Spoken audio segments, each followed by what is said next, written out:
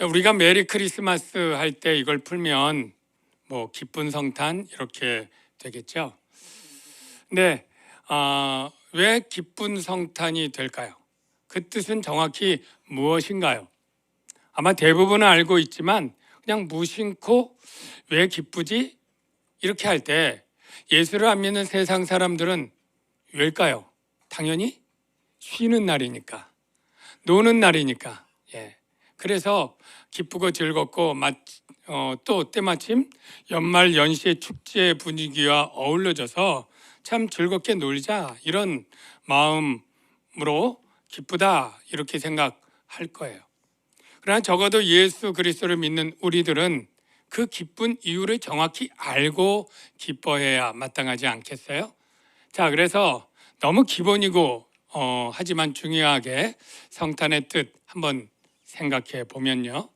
성탄 그 한자어의 뜻은 거룩한 탄생 이렇게 되겠죠. 거룩한 탄생. 이 거룩한 탄생이 뭐냐라고 할 때 바로 거룩하신 말씀 하나님이 사람이 된 이것이 바로 거룩한 탄생 이렇게 할 수 있습니다. 우리가 본문 1장 1절에서 3절에 말씀이 육신이 되어 이런 표현이 나오는데 그 말씀이 뭐였냐면 바로 창조주 하나님이다 이렇게 표현되어 있습니다. 어떤 사람들은 예수님은 구원주 하나님이지 창조주 하나님은 여호와 성부 하나님 아니야? 이렇게 생각을 하기도 합니다. 그런데 성경은 분명히 성부 하나님과 성자 예수님이 같이 만물을 창조한 하나님이다 이렇게 설명을 하고 있다는 것 여러분 기억하시기 바랍니다. 한번 확인해 보겠습니다. 1절에서 3절을 보면 태초에 말씀이 계시니라 이 말씀이 하나님과 함께 계셨으니 이 말씀은 곧 하나님이시니라. 바로 예수님을 바로 의미합니다. 그가 태초에 하나님과 함께 계셨고 만물이 그로 말미암아 지은 바 되었으니 자 만물이 예수로 말미암아 지은 바 되었다 그 뜻이죠. 하나도 그가 없이는 된 것이 없느니라. 그리고 그 안에 생명이 있다. 그러니까 성탄의 의미는 한마디로 말하면 말씀이 육신이 되었다. 성육신, 성탄 다 같은 의미죠.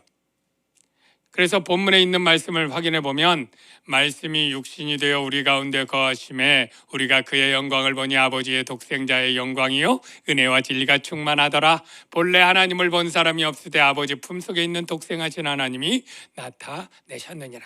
자, 이렇게 여러분 성탄의 뜻이 무엇인지 이제 여러분 우리 아이들도 다 알았죠? 바로 거룩한 탄생, 바로 창조주 하나님이신 바로 독생하신 하나님 예수님이 사람이 된 것, 이게 바로 성탄의 의미겠죠. 그러면 성탄이 왜 기쁜 일인가? 하나님이 사람이 된 게 나와 무슨 상관이 있길래, 내가 뭐가 좋길래 기쁜 일일까? 성육신, 왜 기쁜 일일까요? 왜 기쁜 일인지를 알기 위해서는 성탄이 없다면 우리는 얼마나 비참하고 슬픈 존재인지를 알면 되지 않을까요? 어떤 사람들은 성탄 별로 안 기뻐, 성탄 없어도 돼 이렇게 생각하는 사람이 있다면 성탄이 없다면 그에게 올 얼마나 끔찍하고 비참한 일이 그에게 있는지를 몰라서 그렇게 말하는 것이라고 생각이 됩니다. 성탄이 없었다면 어떻게 될까요? 우리는 다 죄로 말미암아 하나님의 무서운 진노 아래 있게 됩니다. 성경은 우리를 본질상 진노의 자녀라고 정의하고 있습니다. 본질상 진노의 자녀. 에베소서에 있는데요. 전에는 우리도 다 그 가운데서 육체의 욕심을 따라 지내며 육체와 마음이 원하는 것을 하여 다른 이들과 같이 본질상 진노의 자녀이었더니 여러분 나무를 심으면 뿌리가 위로 갑니까? 아래로 갑니까? 아래로. 그게 뭐예요?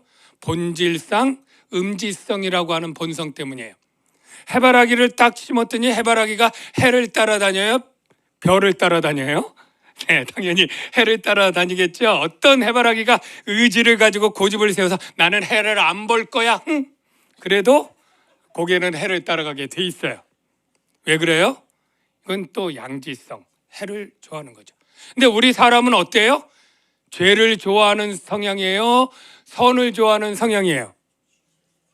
네. 여기 불만 있는 분이 혹시 있나요? 아, 나는 선을 좋아하는데. 여러분, 우리가 본질상 진노의 자녀일 때는 우리의 본성이 완전히 타락해서 그 누구도 선을 추구하는 게 없어요. 죄를 추구합니다. 여기에 불만 있는 사람들이 좀 있기 때문에 이런 질문을 제가 들었는데요. 자, 여러분이 지금부터 완벽한 투명 인간이 됐다고 칩시다. 아무도 몰라요. 그럴 때 여러분 드는 생각 세 가지 뭡니까? 갑자기 투명 인간이 되니까 아, 내가 그동안 못했던 선을 행해야지. 내가 전에 누구를 돕는 게 아주 이목 때문에 못했는데 기부를 해야지. 누구를 도와줘야지. 이런 생각이 듭니까? 아니면 그동안 못했던 저 괘씸한 놈 가서 뒤통수라도, 아니면 더 음란하고 이런 생각이 들 수도 있을 거예요. 차마 말을 못해요. 왜 그래요? 우리가 그동안 착하게 살고 남을 해치지 못했던 것은 이목이 있고 법이 있고 내 자존심이 있기 때문에 못했던 거지, 그냥 완벽한, 그렇게 완전 범죄가 보장된 존재라고 하면 우리의 떠오르는 생각들이 선한 생각들이 아니고 다 본성을 따라 악한 생각을 하는 겁니다. 이게 바로 본질상 진노의 자녀인 우리의 모습이죠. 성육신이 없다면 우리는 그래서 하나님의 진노 아래 있게 되는데, 하나님의 진노 이 두 글자만 생각하니까 별로 안 무섭잖아요. 성경에 하나님의 진노가 뭐라고 얘기하느냐면 불못의 고통인데, 불못 들어가서 그냥 다 죽으면 끝나는 게 아닙니다. 거기는 구더기도 타지 않는다. 그 껍질도 얇은 이 구더기가 그 안에서 타서 죽지 않는다는 표현은 그 뜨거운 고통이 죽고 끝나는 게 아니라 영원토록 그 뜨거운 고통을 계속 느끼는 형벌이 바로 예수님이 말씀하셨는데 소금 치듯함을 받으리라. 소금이 뜨거운 불에 탁탁 튀는 것처럼 그러한 고통이 있다. 이게 하나님의 진노예요. 인간은 왜 없이 다 죽을 죄인인가? 예스. 어떤 사람들은 우리가 법이 있고 양심이 있기 때문에 우리가 죄를 짓지 않을 수도 있고 그래서 심판을 받지 않을 수도 있다. 이런 생각들을 하는 분들이 있을 수 있어요. 여러분, 우리가 양심이 참 우리를 선하게 하는 기준이라고 각자 있는데 이 양심이 다 죄로 이미 오염이 됐습니다. 하나님이 보는 기준에 턱없이 부족합니다. 독사 새끼는 아무리 자기가 착하게 살려고 해도 누구를 물으면 독이 나옵니다. 우리의 죄성에 우리의 마음과 생각과 몸이 전적으로 타락했기 때문에 우리의 계획과 생각하는 바가 어려서부터 악한데요. 어떤 사람은 아이고 갓난아기는 천사 같아, 얘기하면 무슨 악이 있으려고 우리 천사. 그런데요, 성경은 뭐래요? 우리 아기도 죄가 있고 악이 있고 심지어는 우리 뱃속의 태아도 죄악에 젖어 있다. 그 단적인 증거가 뱃속의 쌍둥이로 한 엄마 밑에 있었던 야곱과 에서가 그 서로 뱃속에서부터 내가 먼저 나갈 거야, 내가, 그리고 서로 시기하고 나가는 사람 발 뒤꿈치를 잡으면서 그 안에서 싸움이 있었다는 거 아니에요?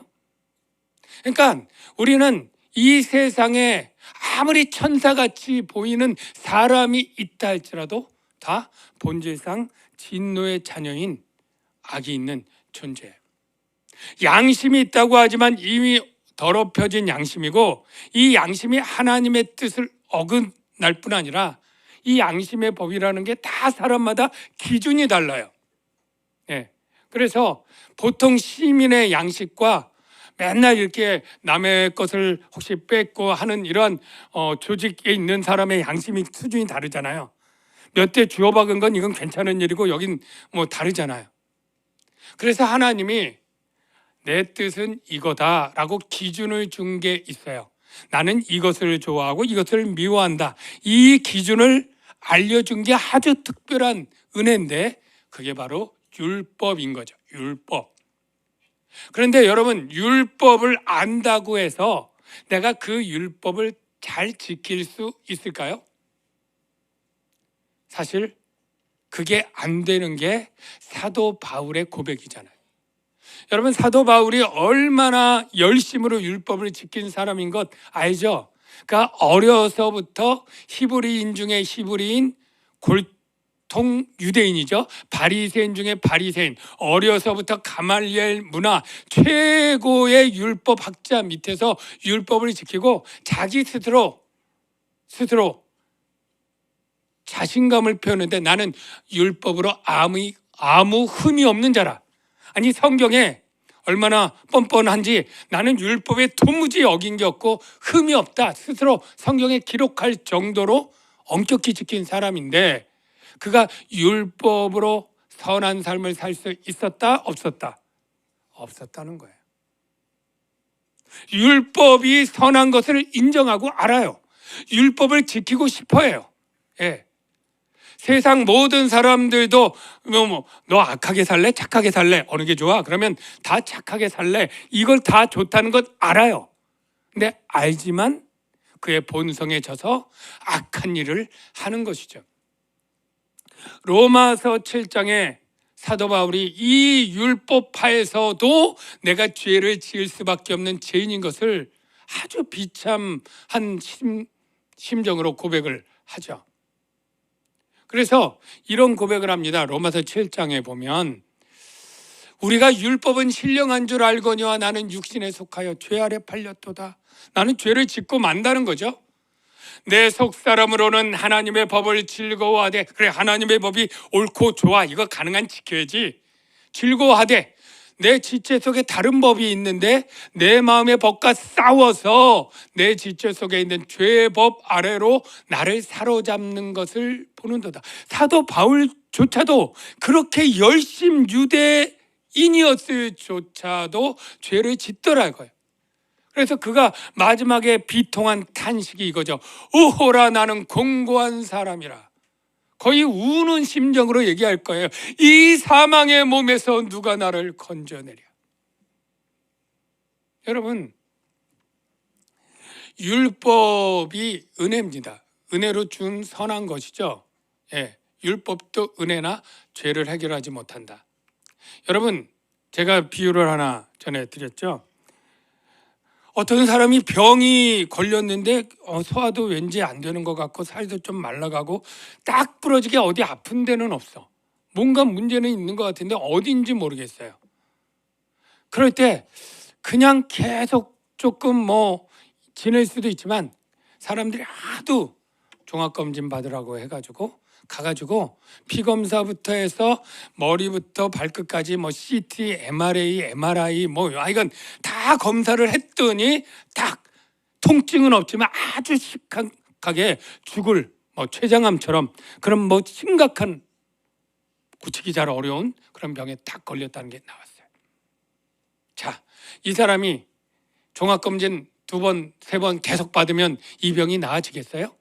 CT 계속 찍고 MRI 계속 찍으면 병은 확실히 알 수 있지만 그것은 나를 얼마나 병이 심각한지를 보여주는 것, 거기까지 역할이지 내 병을 없애거나 암을 죽이거나 고치는 것은 아니죠. 거울과 같다. 율법은 거울과 같아요. 내가 무슨 얼룩이 묻었어요. 그래서 모르고 있다가 거울을 딱 보니까 내가 얼굴이 이렇게 더럽구나. 이렇게 내가 죄랑 더러움을 알려주는 게 율법이에요. 근데 거울을 가지고 얼굴 비빈다고 깨끗해지진 않겠죠. 똑같습니다. 율법이 은혜지만 한계가 있어요. 그런데 바로 죄를 해결하지 못하는데 바로 이 죄를 해결할 수 있는 분이 계시죠. 바로 하나님이에요. 하나님께서는 바로 오늘 성탄으로 이렇게 사람이 되신 이유가 있습니다. 그 이유가 무엇이냐면 구절 그 구절 중에 아랫부분 히브리서 9장 22절 율법을 따라 모든 물건이 정결하게 되나니 피 흘림이 없은즉 죄 사함이 없느니라. 자, 하나님이 우리의 죄를 용서해 줘야 되는데 그냥 하나님이 사람이 되지 않고 하늘에서 딱 보고 있다. 쭉 사람 보고 예 구원, 예 나머지 다 지옥, 이렇게 할 수도 있지 않을까? 이런 생각들을 하는 분이 계셔요. 그런데 하나님이 누군가를 구원시킨다고 해서 그냥 그렇게 찝어서 선택적으로 구원하는 것은 할 수가 없어요. 왜 할 수 없느냐? 그게 불의한 일이니까. 하나님은 반드시 법을 지키는 공의의 하나님인데 하나님은 죄 싹슨 사망이라고 선언하셨어요. 이게 법이에요.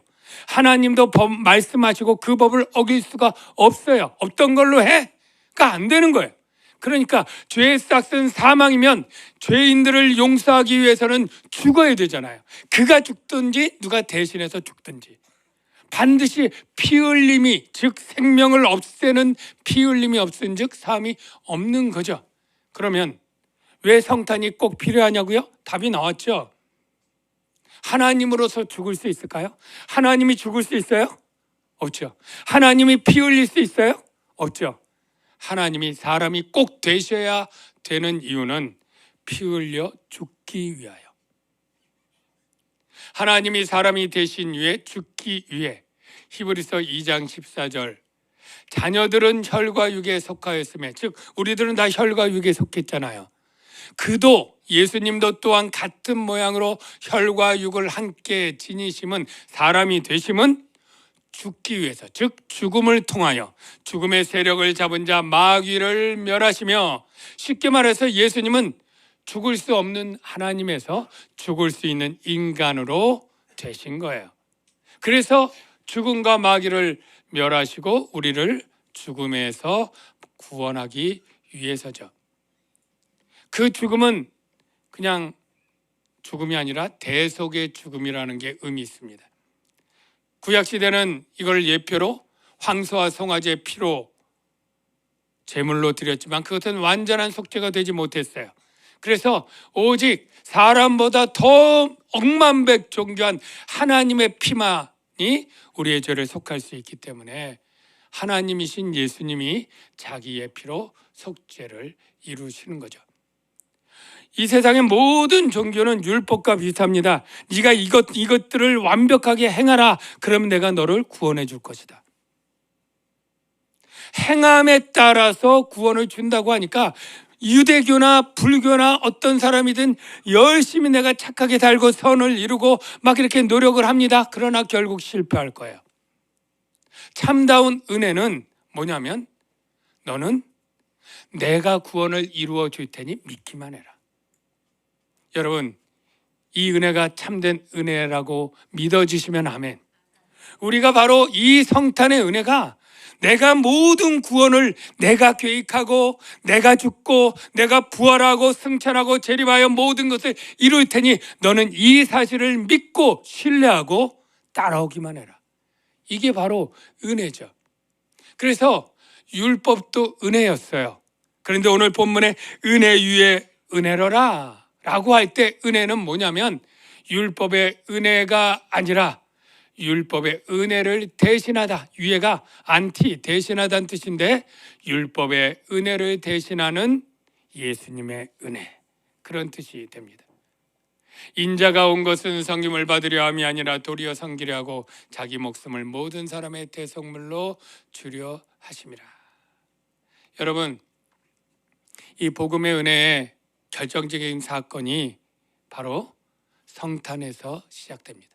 성탄과 죽음과 부활과 승천과 재림, 이 우리를 구원하는 이 하나님의 5가지 사건의 시작이 성탄이고, 이 성탄이 없다면 우리는 구원받지 못할 것이고 영영한 불못의 진노를 받게 되니 성탄이 기쁜 일이 어찌 되지 않을 수 있겠습니까? 우리가 성탄을 기쁘다 할 때, 반주자 부탁해요. 성탄을 왜 기쁜가 얘기할 때 다른 이유에서 찾으면 안 되고요. 바로 성탄이 바로 복음을 이루게 하고 나의 구원을 시작하는 하나님의 은혜의 사건이기 때문에 바로 성탄이 기쁜 이유가 되겠죠.